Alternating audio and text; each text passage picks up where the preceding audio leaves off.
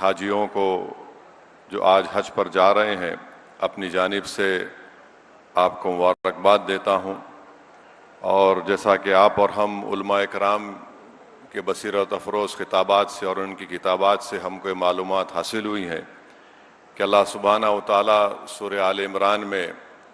یہ ارشاد فرماتا ہے کہ جو حج کرنے کی جس کے پاس استطاعت ہے وہ حج کرے، اور جو شخص باوجود اللہ کی تمام نعمتوں کے حج نہیں کرتا تو اللہ فرماتا ہے کہ اللہ بے شک بے نیاز ہے سارے جہاں سے۔ اور یہ حج اسلام کا ایک 5واں رکن ہے جس میں جسمانی اور مالی عبادت پوری ہوتی ہے، اور اللہ کے رسول صلی اللہ علیہ وسلم نے یہ ارشاد فرمایا کہ اگر تم غنی ہونا چاہتے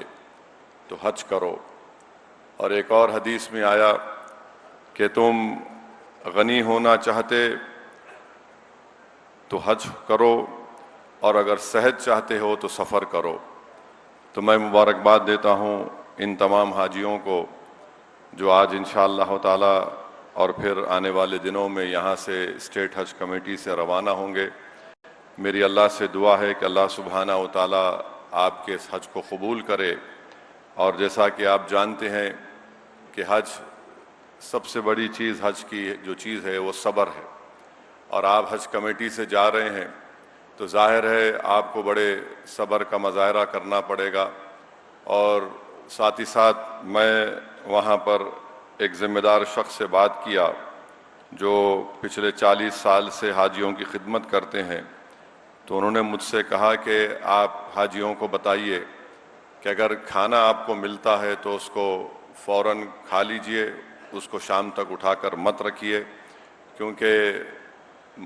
کسی ایک جگہ پر کچھ ایک ایسے واقعات بھی ہوئے ہیں۔ اور ساتھ ہی ساتھ آپ اپنے ساتھ الیکٹرول لے کے جائیے، وہاں پر کافی گرمی ہے۔ اور تیسری بات یہ ہے کہ جب آپ مزدلفہ جائیں گے تو مزدلفہ میں گروپ کی شکل میں آپ بیت الخلاء کو جائیے، کیونکہ واپس آنے میں بیت الخلاء کے کئی دروازے ہوتے ہیں، مزدلفہ میں ہزاروں لاکھوں لوگوں کا ہجوم ہوتا ہے، تو گروپ کی شکل میں جانے سے واپس آنے تک آپ جس مقام پر ٹھہریں آسانی ہوگی۔ اور پھر جس دن آپ کو کنکر مارنا ہے شیطان کو، تو بہتر یہ ہے کہ آپ لوگ فوراً فجر کے بعد مت نکلیے، رکیے تھوڑا، ظہر کے بعد جا کر آپ شیطان کو کنکر ماریے، دھوپ